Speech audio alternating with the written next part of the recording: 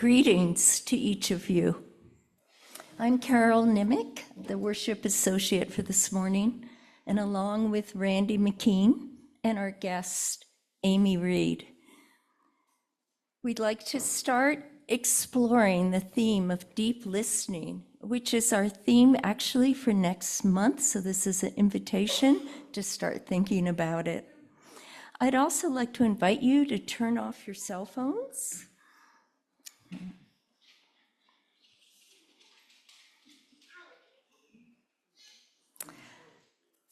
And I also invite you to turn to someone, a neighbor, someone perhaps you don't know, and greet them and welcome them.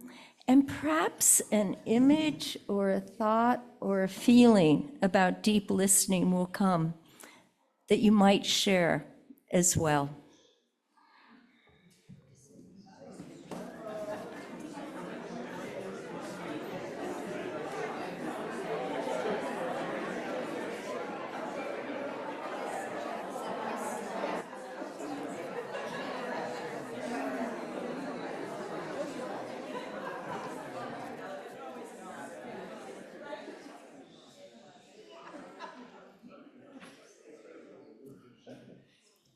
These acorns remind us that we meet here on Nisenan land, that our history of this land and its people continues to shape us, that we support the Nevada City Rancheria Nisenan tribe in efforts to stabilize their people and to restore tribal sovereignty through federal recognition, and that our own deepest well-being is bound to the tribe's well-being.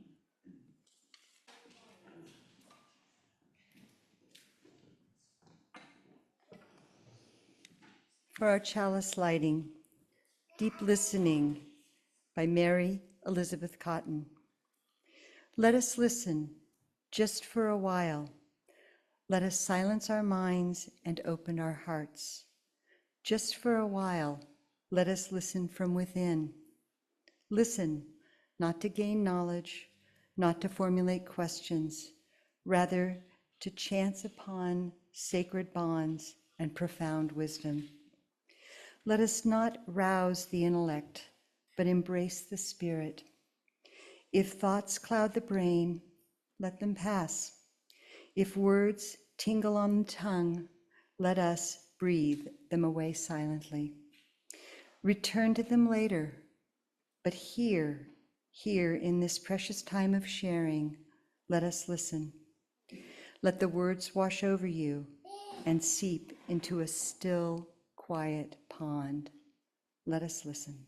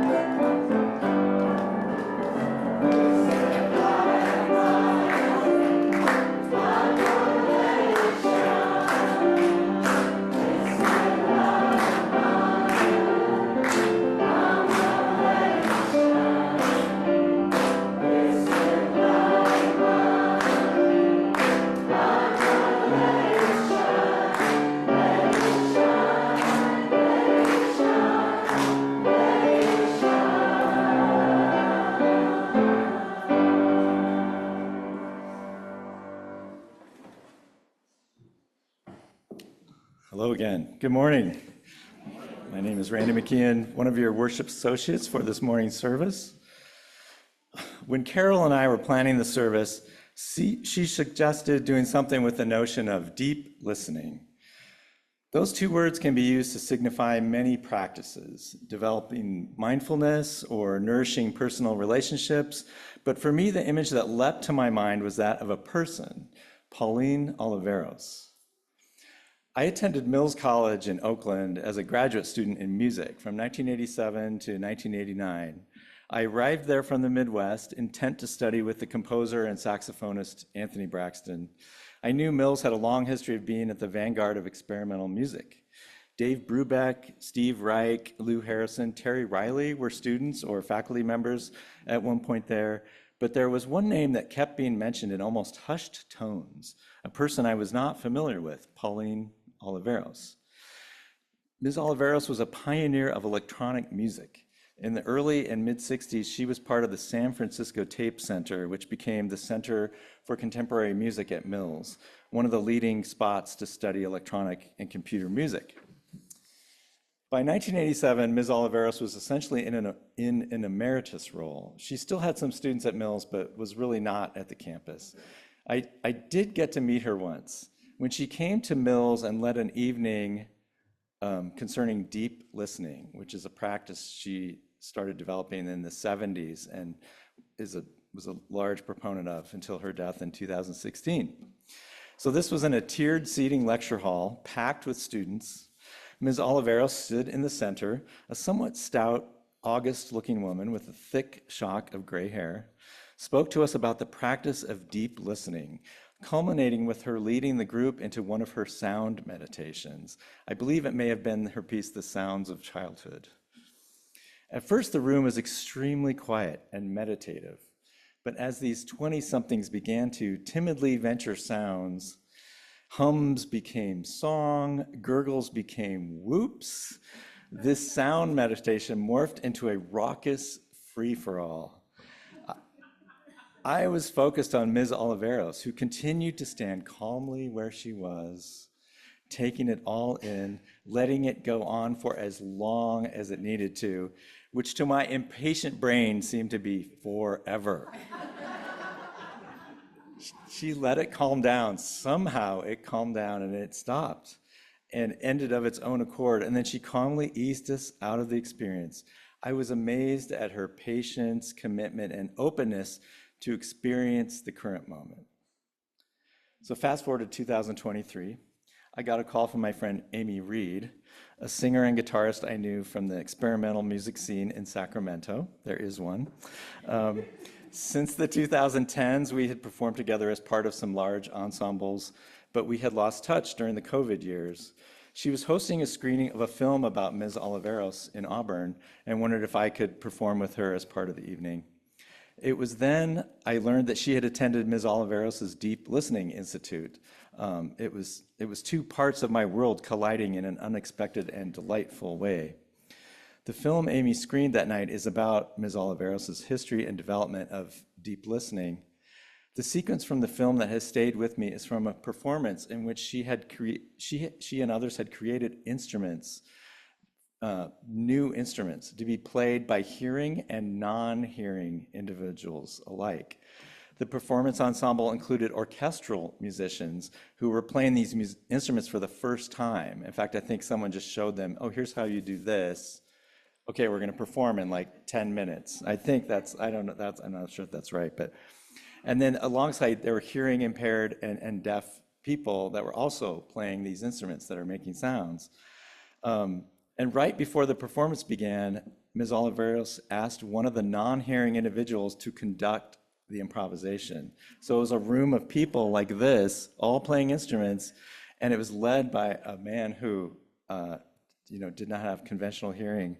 And you watch parts of the performance, and so he's giving cues for when people should play, he's indicating greater and lesser activity, he's shaping the performance. And it totally works. And it's one of the most moving things I've ever seen. It pointed out to me that deep listening is about not only sound, but vibration, visual cues, personal auras. There is a whole world of awareness we can experience if we can open ourselves to it. I'm excited to have Amy here to introduce this world of deep listening to us. She's gonna talk about it and lead us through some of these things. So I'd like to give an UUCM welcome to Amy Reed. Wow,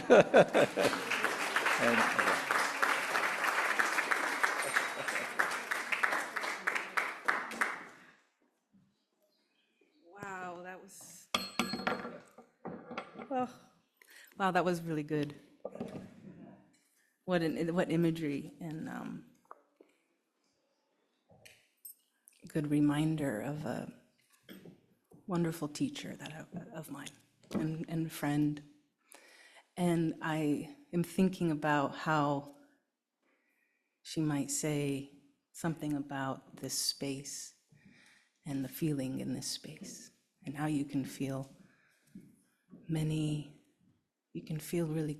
good things in this space. And so I'm really honored to be here and invited, and I'm becoming aware that there's some really deep listeners in this room.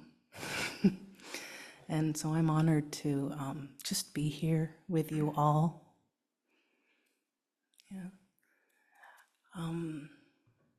And for your willingness to participate in a few of these fun and meaningful, to me and I hope to others, exercises. And I'm also aware that we have a virtual audience, and I want to invite them in to the space to feel welcome.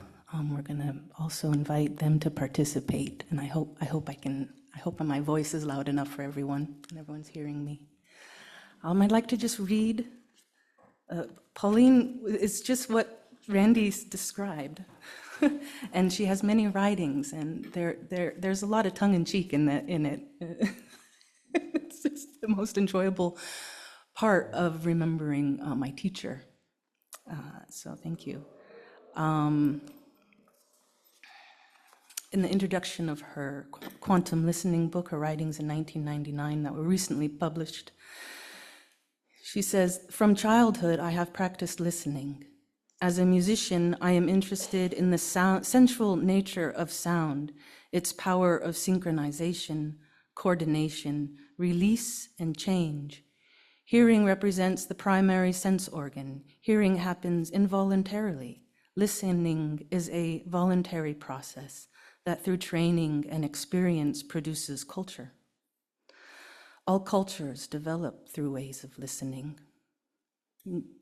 Deep listening is listening to every possible way, to everything it's possible to hear, no matter what you are doing. Such intense listening includes the sounds of daily life, of nature, of one's own thoughts, imaginary sounds, as well as musical sounds. Deep listening represents a heightened state of awareness and connects to all there is. As a composer, I make my music through deep listening. And also, I found that being drawn to Pauline's work is that she was very much listening to peace and putting their attention to listening to peace. And so I was very attracted to this work and how it can bring us and our culture closer to harmony. So for example, I will begin by introducing a few pieces of hers from her sonic meditations. And I will invite you to participate. And I will invite you that you can always participate by just listening. I think I'll leave these here and come a little bit forward and use my mic so that I'm aware of the people on screen. And I want to bring this image up that Pauline always brought our attention to, because she talked about the concept again and again of global listening, represented by the outer circle. We can imagine the furthest away of listening we could hear, the furthest sound away in our environment, and maybe, as she would say, on the space-time continuum. And so the dot in the middle, representing what we would call a focused sound. And she would encourage us to just listen and be aware of where we were on that spectrum of listening. What were we listening to? And what could we be listening to? And so for our first exercise or practice in listening, and what Pauline would eventually call deep listening, I invite you to just listen, to take a deep breath,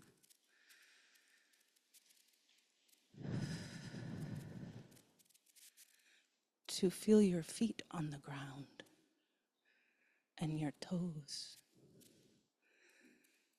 to adjust your posture, to move a little bit the body and its awareness and its ability to fully listen, focusing on our feet. Pauline liked to say, can you listen through the bottoms of your feet? Can you listen with your eyelids?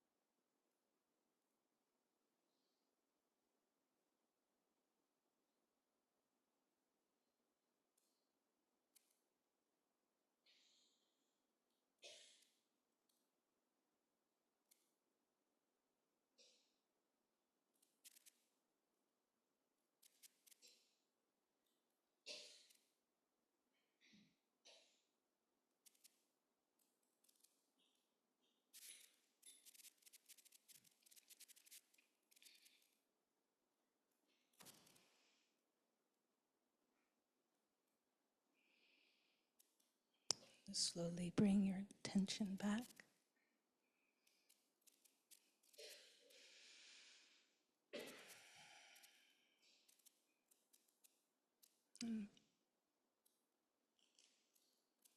Very beautiful listening happening.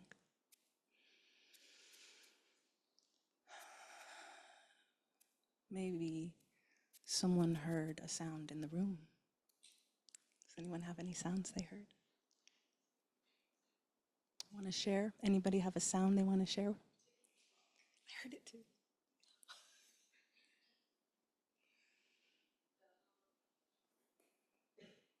Truly. My heart pounding. My heart pounding. Thank you. Sorry. Apologies.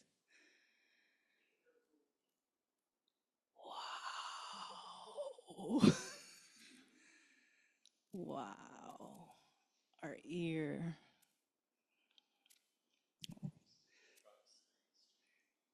Yeah. She would say, Cal, how long can you hear that truck go? When does that sound actually disappear? What is the end of that sound? Yeah.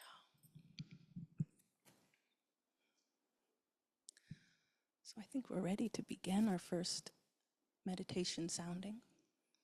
We call this the tuning meditation. It's still happening globally. And I like to think of that image because it's a beautiful It's a beautiful meditation. And it begins by asking us to listen to our mind's ear. And when we hear a sound, when we are called by our own person to hear a sound, to sound a long tone. So a long tone, let's call it a breath. Ah. And it can be any pitch. Okay? You're all singing in here. So it can be at any pitch that you are feeling, hearing, feeling, and you are listening to, okay? And who will be the first to begin that long tone? And when we begin this, I will ring the bell for this one, yeah. Because I want you to listen to your own tone, but then also to another person's. And I would like you, for your next breath, your next tone, to match somebody in the room. Next to you, far away from you. Can you hear that far away to be listening to their tone? Okay, so we can do it again, because the tone will be a long tone, long breath, and we will hold that tone for the duration of that breath. We won't change until the next breath. Okay.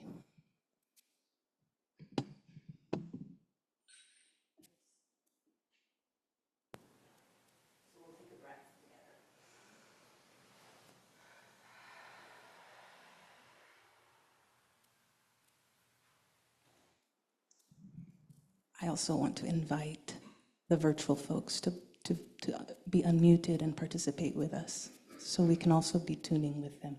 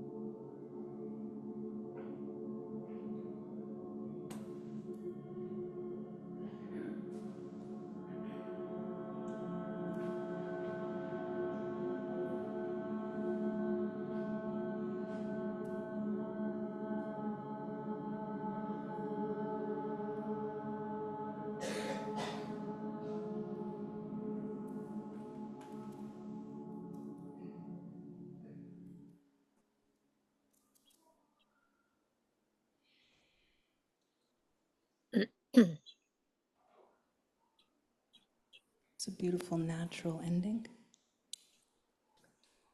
So, isn't that beautiful? Did it. Okay. That feels good to me. I hope it felt good to you. The next piece and the final piece we'll do today is called the Heart Chant, and this is really a gift. This piece to y'all, to us all, and I want to make sure I have the words right here at the end. It was written in 2001 in response to that time. So we can sit in our chairs. Other variations is to stand. Again, virtual singers, we heard you, beautiful, some songbirds in there, gorgeous, really nice songbirds. I invite you also to participate in the heart chant. I'm going to read it. Circle. Warm our hands up by rubbing palms together until you feel the heat.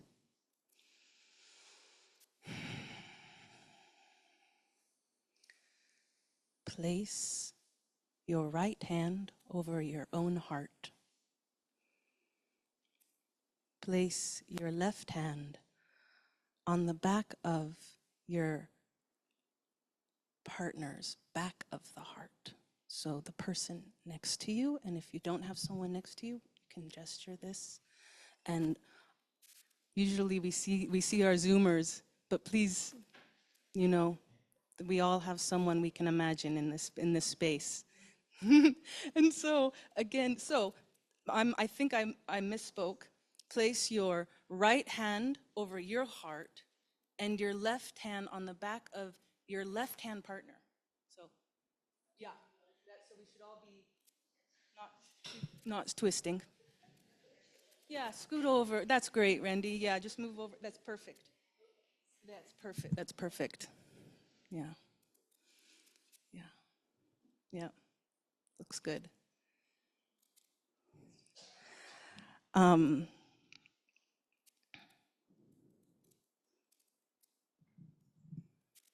Exactly. That's it. And the right over the heart. And the right hand over the heart. There we are. Perfect. We got it. And you don't have to. And place your left hand on the Bible. After a few natural breaths, again, we will sing chant in tone. Ah, A-H. So the last one was more vowel sounds. This is our A-H sound. Ah. On any pitch that will resonate with your heart. Sense the energy of your own heart and that of your partner over the course of several breaths. Again, we're not waiting for someone to end to start it. We're just going with our rhythm, our own rhythm. We're breathing a long tone again, long breath, an ah. We are sensing the energy of the room and we're singing from our heart. Can you imagine that the heart energies are joining together for healing yourself and others? Can you imagine heart energies traveling out into the universe as healing for all victims and towards the end of violence?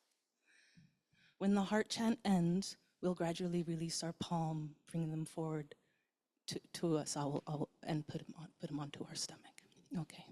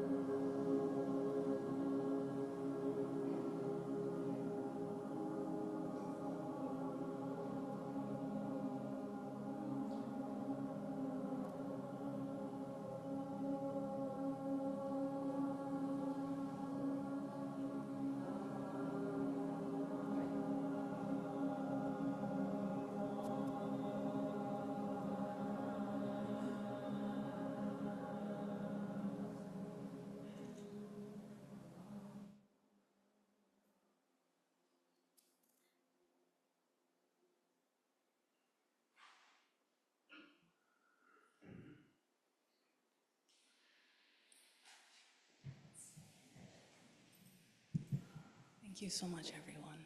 It's such an honor to be able to do this work. And thank you for the invitation, Carol and Randy, for having me. It's just such an honor to be with you all and to do this work. Thank you.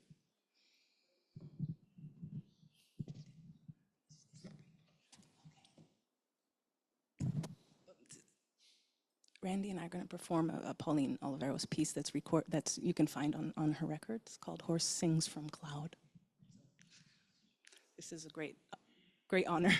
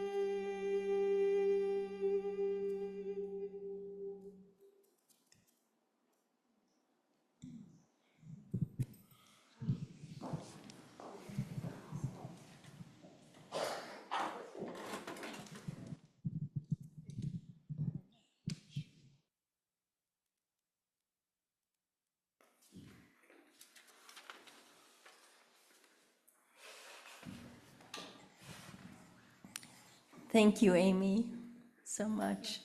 Thank you, Randy. Our offering each Sunday provides an opportunity for us to give. This morning, it will be received warmly and contribute to the working of our UUCM community. 50% of our offering this week will also sustain the work of Nevada County Habitat for Humanity, which brings people together to build homes, communities, and hope. Their vision is a community where everyone has a safe and affordable place to live. Greeters, will you come forward? And for other ways to give, please see the slide.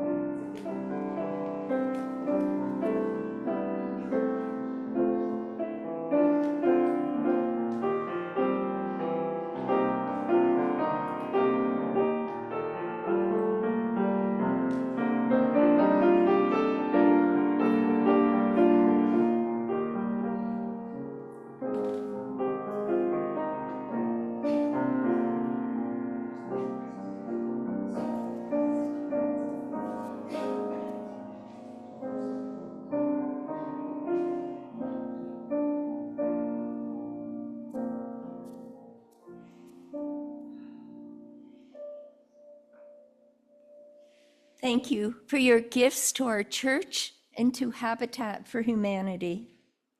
Both groups focused on building community, which is so essential to these times. We dedicate these gifts with the thought that each group may grow and strengthen their work.